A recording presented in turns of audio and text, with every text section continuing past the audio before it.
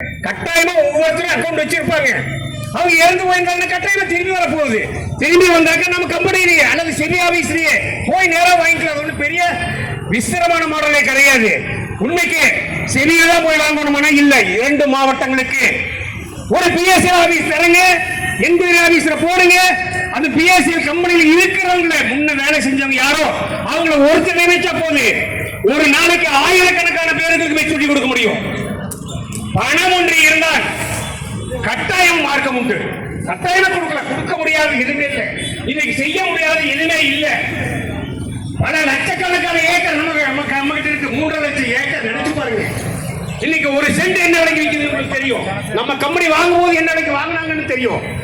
ஒவ்வொரு 1 லட்சம் ரூபாய் பணம் போட்டிருந்தாங்கன்னு சொன்னா இன்னைக்கு அவங்களுக்கு 3 லட்சம் ரூபாய் கொடுத்தா கூட இன்னும் மிச்ச பணம் ஆகும். இந்த பணத்தை யாரு சாப்பிடுறா நினைச்சு பாருங்க. இன்னைக்கு நீங்கள் எல்லாம் வெகுண்டு எழணும். சார் சொன்ன மாதிரி இந்த கூட்டம் பத்தாது. எல்லாருமே முதலீட்டாளர்களே அழைத்து வரணும்.